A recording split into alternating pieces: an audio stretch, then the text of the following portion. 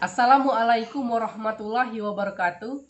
Perkenalkan, nama saya Rezan, Prodi PGSD, NIM 2018 143470, kelas 4M. Di sini saya akan menjelaskan tutorial silabus RPP LKPD. Di sini yang saya ambil yaitu kelas 5, tema 6 menuju masyarakat sehat, subtema 1 lingkungan sehat dan masyarakat sehat, pembelajaran kedua. Di sini yang pertama saya akan menjelaskan yaitu silabus. Silabus ini terdapat KD yaitu 3.3, memahami manfaat keanekaragaman sosial, budaya dan ekonomi dalam bingkai Bhinneka Tunggal Ika yang ada di Indonesia. Nah, di sini ada 4.3, melaporkan secara lisan dan tulisan keterlibatan kerjasama dengan anggota masyarakat yang beragam dalam melaksanakan kegiatan rumah, sekolah, dan masyarakat. Di sini ada juga RPP. RPP ini terdapat dari identitas yaitu sekolah, kelas, semester, tema, subtema, pembelajaran, alokasi waktu. Di sini ada kompetensi inti. Kompetensi ini yang pertama yaitu sikap sosial, yang kedua spiritual, yang ketiga pengetahuan, yang keempat keterampilan. Di sini ada juga kompetensi dasar dan indikator yang saya ambil yaitu PKN. Kompetensinya 3.3, memahami manfaat keanekaragaman sosial, budaya dan ekonomi dalam bingkai Bhinneka Tunggal Ika yang ada di Indonesia. Yaitu indikatornya menjelaskan berbagai kegiatan masyarakat dalam rangka menciptakan lingkungan yang sehat. Di sini ada juga 4.3, melaporkan secara lisan dan tulisan keterlibatan kerjasama dengan anggota masyarakat yang beragam dan melaksanakan kegiatan lingkungan rumah, sekolah, dan masyarakat. Indikatornya yaitu melaporkan secara lisan dan tulis kerjasama dalam masyarakat. Di sini ada tujuan pembelajaran. Tujuan pembelajaran ini yang pertama, setelah berdiskusi, siswa mampu menjelaskan berbagai kegiatan masyarakat dalam rangka menciptakan lingkungan sehat dan terperinci.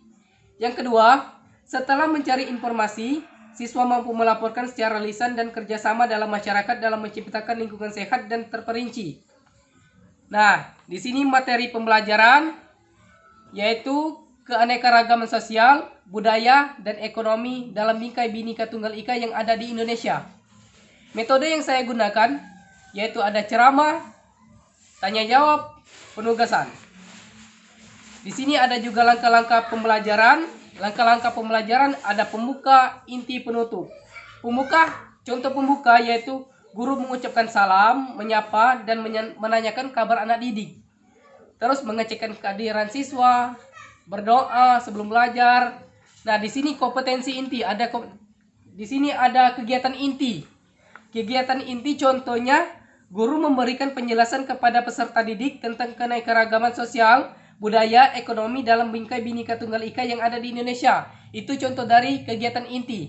Di sini ada juga kegiatan penutup. Contoh dari kegiatan penutup ini, siswa diberikan kesimpulan, terus membaca doa sebelum pulang sekolah. Dan yang terakhir yaitu lampiran penilaian observasi. Penilaian observasi ini terdapat dari 3, yaitu ada penilaian sikap, penilaian pengetahuan, dan ketiga penilaian keterampilan. Nah, itu dari RPP. Di sini saya akan menjelaskan yang terakhir yaitu LKPD. LKPD ini yaitu seperti kita menyuruh siswa mengamati sebuah gambar tentang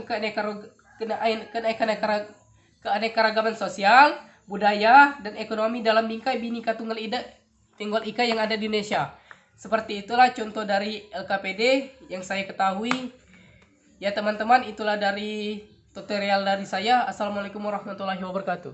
Assalamualaikum warahmatullahi wabarakatuh. Perkenalkan, nama saya Dwi Veronica, NIM 2018 143476, kelas 4M, Prodi PGSD semester 4. Baiklah, di sini saya akan membuat tutorial pembuatan silabus, RPP, media pembelajaran, dan juga LKPD atau lembar kerja peserta didik.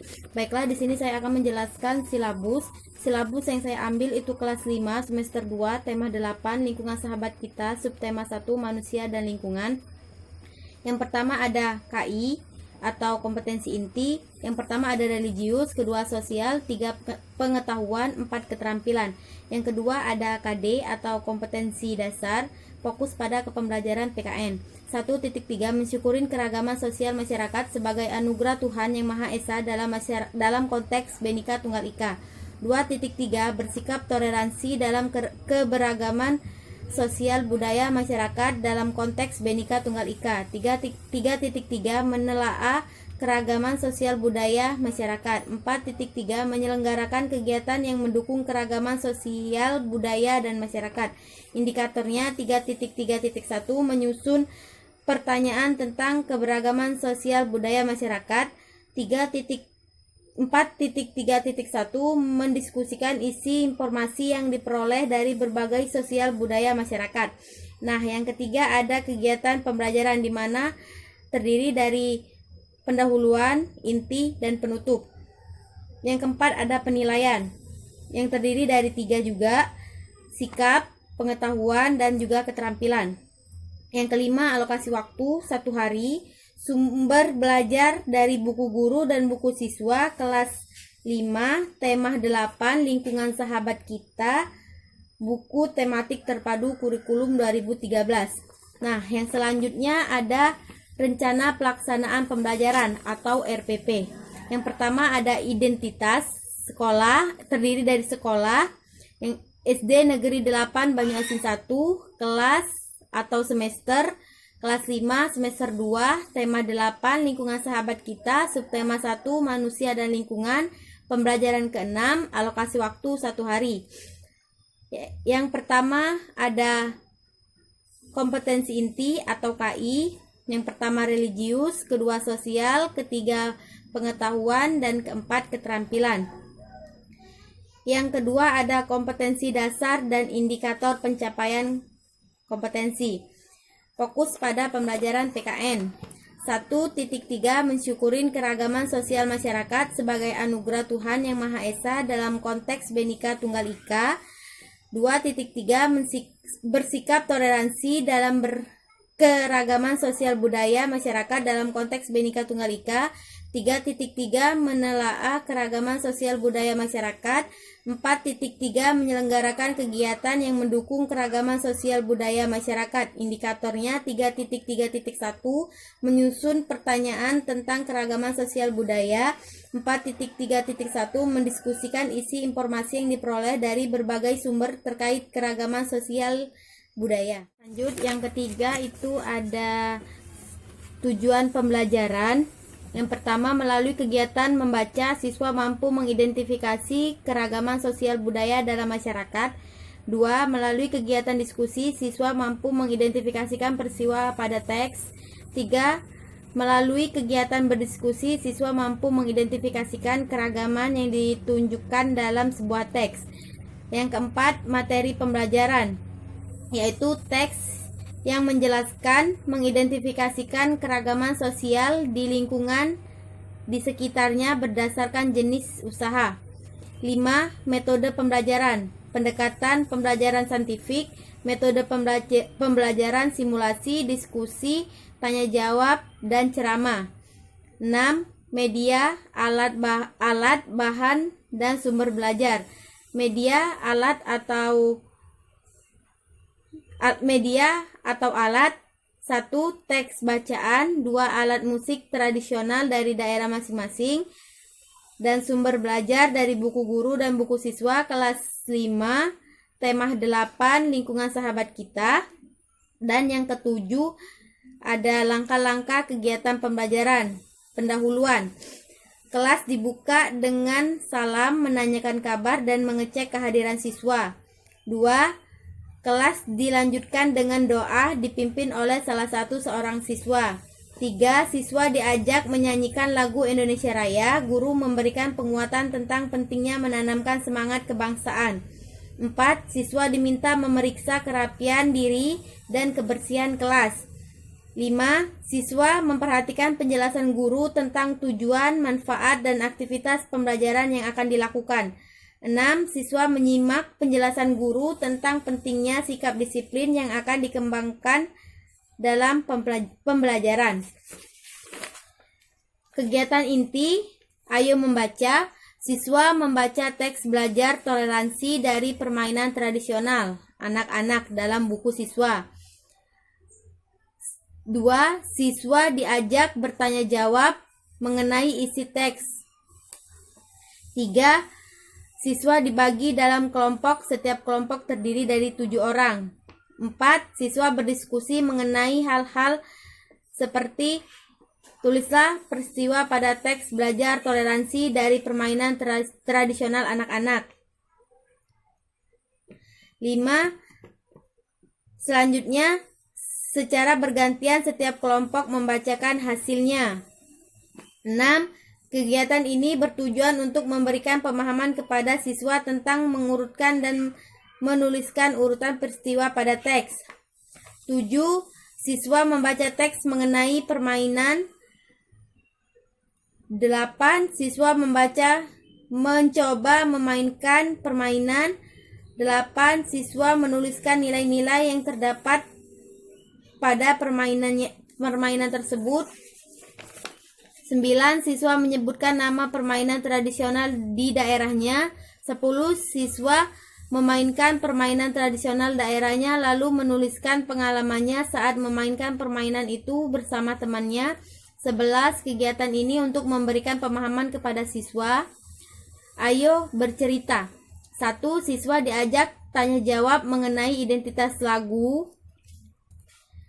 Lalu ayo bernyanyi dengan bimbingan guru atau menirukan. Siswa mencoba menyanyikan nada-nada pada lagu secara berulang-ulang hingga tepat.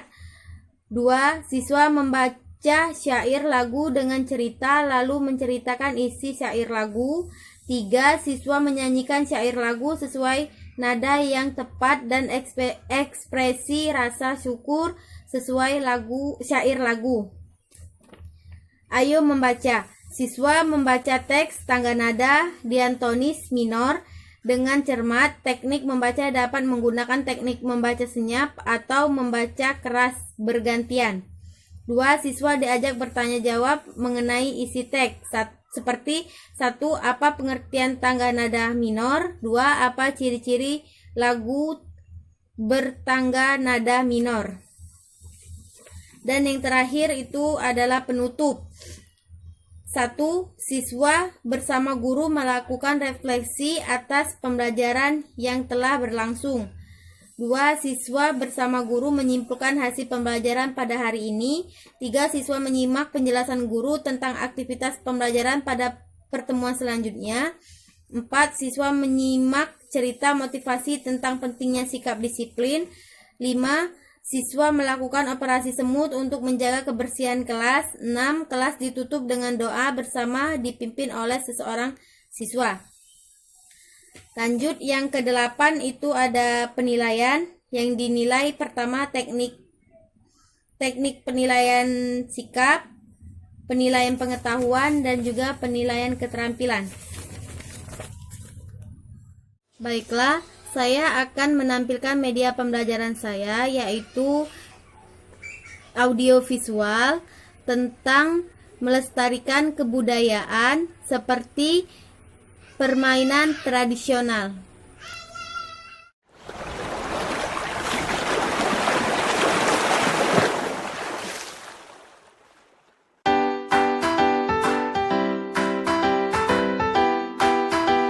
Ya, kalian pasti suka bermain menggunakan perangkat game yang ada di rumah, bukan?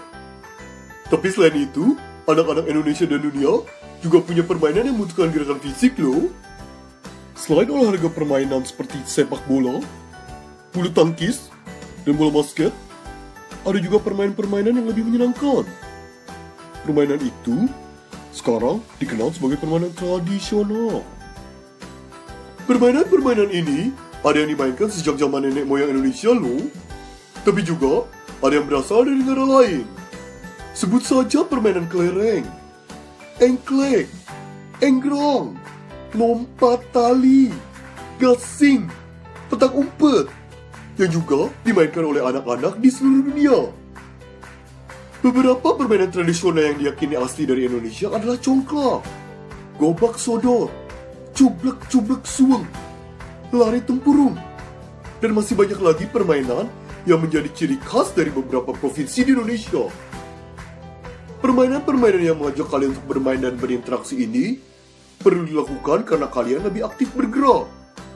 Juga bisa melatih ketangkasan dan kecerdasan kalian loh.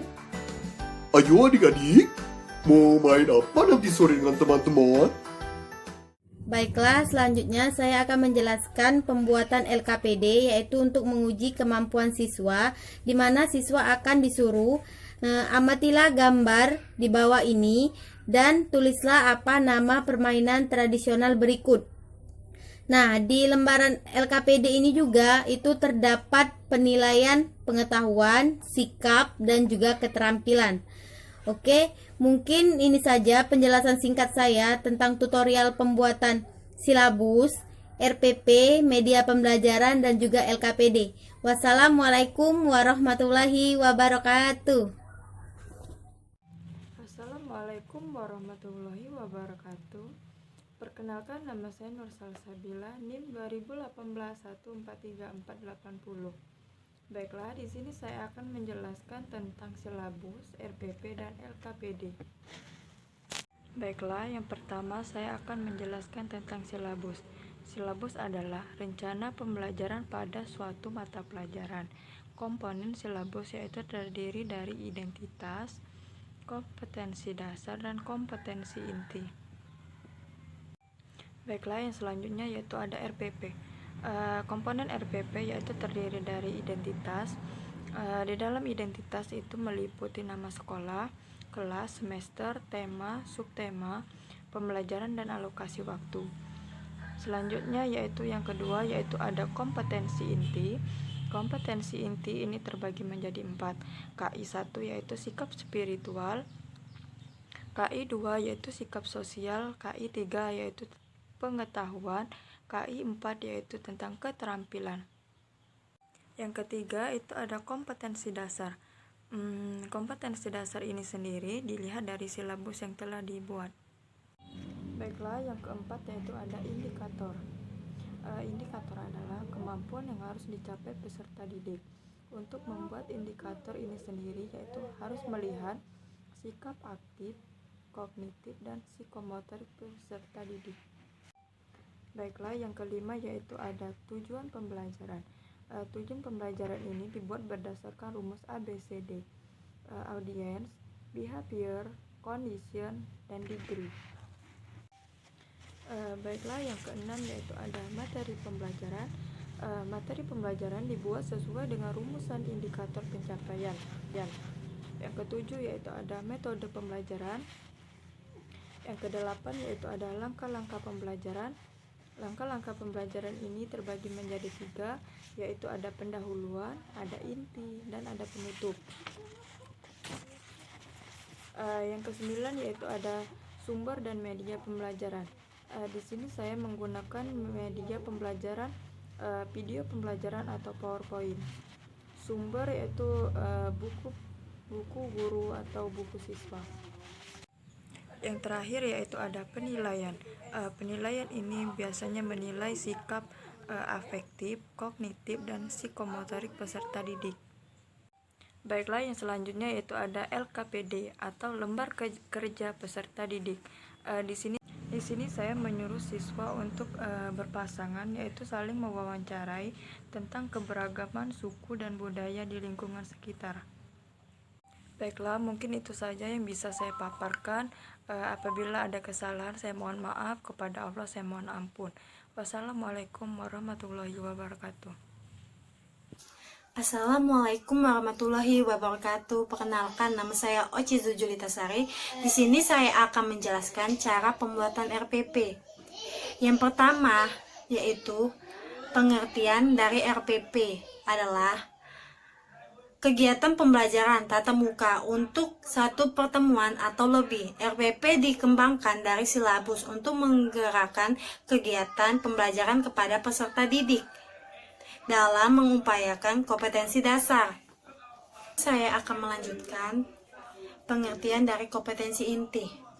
adalah tingkat kemampuan siswa untuk mencapai suatu standar kompetensi lulusan yang harus dimiliki peserta didik. Di sini, di dalam kompetensi inti ada KI 1, penilaian spiritual, KI 2, penilaian sikap, KI 3, penilaian pengetahuan, KI 4, penilaian keterampilan. Nah, di sini saya akan menjelaskan kompetensi dasar dan indikator. Kompetensi dasar adalah pengetahuan, keterampilan, dan sikap minimal yang harus dicapai oleh siswa untuk menunjukkan bahwa siswa telah menguasai kompetensi yang telah ditetapkan. Indikator merupakan penanda pencapaian KD yang ditetapkan oleh perubahan perilaku yang dapat diukur yang mencakup sikap, pengetahuan, dan keterampilan peserta didik. Di sini saya akan melanjutkan tujuan pembelajaran. Tujuan pembelajaran adalah yang harus dimiliki oleh siswa setelah melakukan proses pembelajaran. Di sini saya akan menjelaskan menentukan materi pembelajaran. Untuk menandahkan penentuan materi pembelajaran dapat diajukan dari indikator. Kita lanjut penjelasan selanjutnya, yaitu metode pembelajaran. Metode pembelajaran dapat diartikan benar-benar sebagai metode tetap, dapat pula diartikan sebagai metode atau pendekatan pembelajaran, bergantung pada karakter peserta didik. Di sini saya akan menjelaskan langkah-langkah kegiatan pembelajaran. Langkah-langkah kegiatan pembelajaran ada kegiatan pembelajaran, ada lokasi waktu. Dalam kegiatan pembelajaran ada 3, yaitu kegiatan pendahuluan, kegiatan inti, dan kegiatan penutup. Di sini saya akan melanjutkan sumber dan media, mengacu pada perumusan yang ada dalam silabus yang dikembangkan. Materi selanjutnya yaitu penilaian. Penilaian terbagi menjadi 3, yaitu teknik penilaian, bentuk instrumen. Yang ketiga, instrumen yang dipakai berisi rubrik penilaian. Nah, kita masuk ke materi terakhir, yaitu lembar kerja peserta didik atau kita sering dengar LKPD, atau bisa disebut dengan lembar kerja siswa atau LKS. Merupakan sebuah perangkat pembelajaran yang berperan penting bagi peserta didik. Terima kasih sudah menyimak video dari saya. Apabila saya ada salah kata, saya mohon maaf. Sekian penjelasan dari saya. Terima kasih. Wassalamualaikum warahmatullahi wabarakatuh. Assalamualaikum warahmatullahi wabarakatuh. Perkenalkan, nama saya Hoirunisa, NIM 2018143497. Oke, baiklah, di sini saya akan membuat tutorial silabus, RPP, dan LKPD. Oke, baiklah. Yang pertama saya akan menjelaskan tutorial silabus.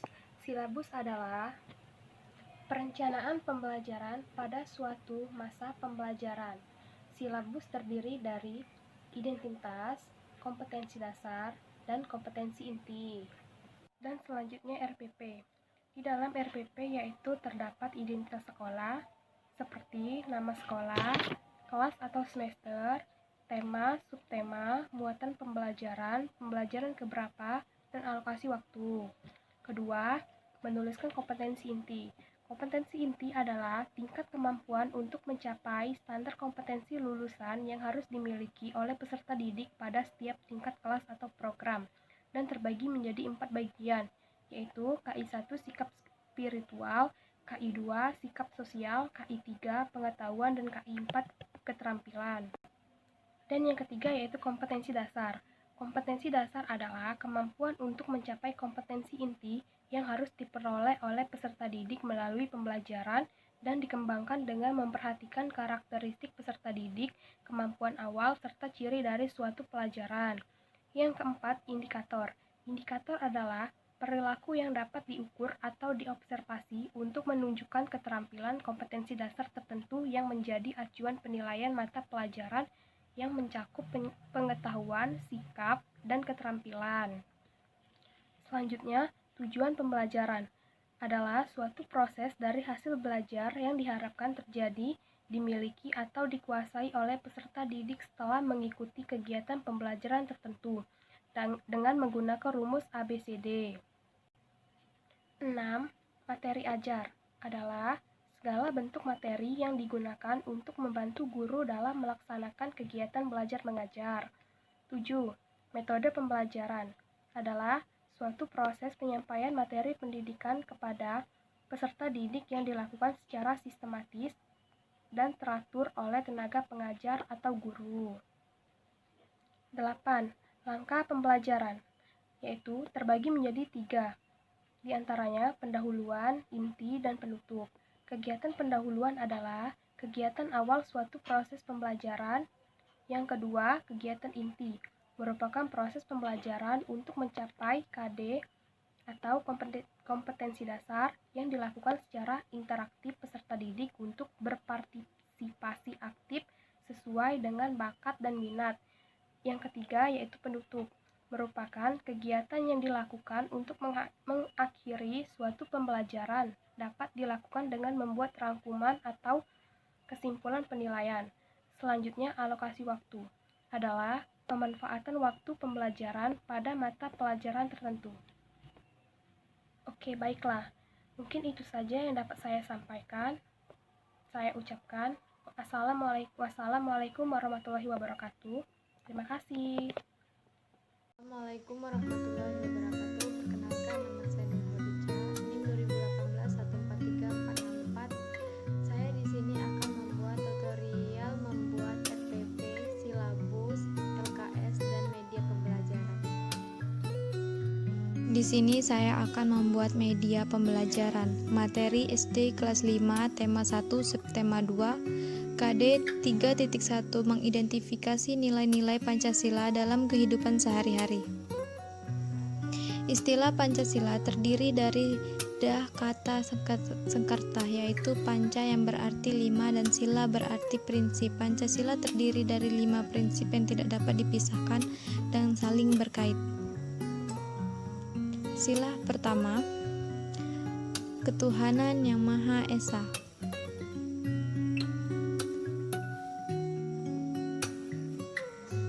Sila kedua, kemanusiaan yang adil dan beradab.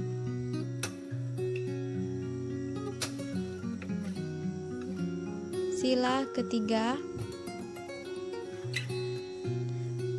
persatuan Indonesia.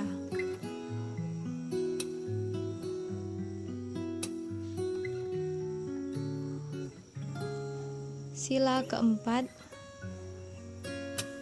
kerakyatan yang dipimpin oleh hikmat kebijaksanaan dalam permusyawaratan perwakilan. Sila kelima, keadilan sosial bagi seluruh rakyat Indonesia.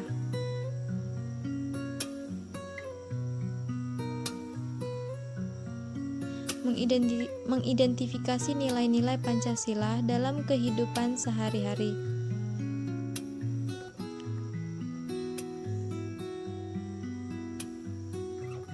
Pertama, A. Menjalankan ibadah sesuai agamanya.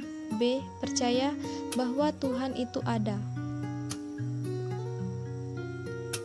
Yang kedua, A. Menjunjung tinggi nilai kemanusiaan. B. Memiliki sikap sopan santun.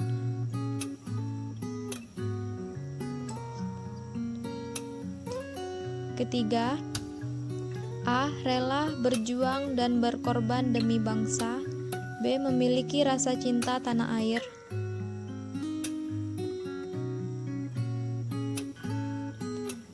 Keempat, keputusan diambil secara bermusyawarah. B. Ikut serta dalam pemilu.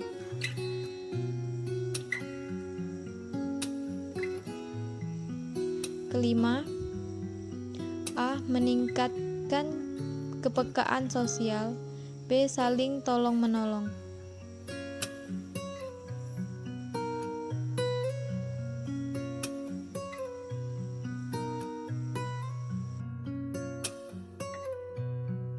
Ini saya akan membuat langkah-langkah lembar kerja peserta didik atau yang disebut LKPD. Yang pertama ada analisis kurikulum. Analisis ini dilakukan dengan memperhatikan materi pokok, pengalaman belajar peserta didik, dan kompetensi belajar peserta didik. Yang kedua, menyusun peta kebutuhan LKPD. LKPD digunakan untuk mengetahui jumlah kebutuhan LKPD dan urutan LKPD. Tiga, menentukan judul-judul LKPD. Judul ini harus sesuai dengan KD, materi pokok, dan pengalaman belajar. Tiga, menentukan judul-judul LKPD. Harus sesuai dengan KD, materi pokok, dan pengalaman belajar. 4. Penulisan LKPD.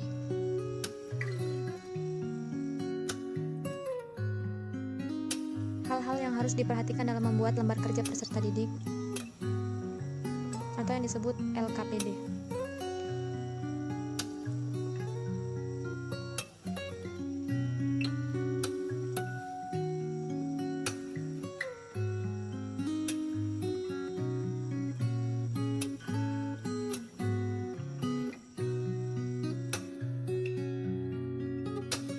Yang selanjutnya saya akan membuat langkah-langkah pembuatan RPP.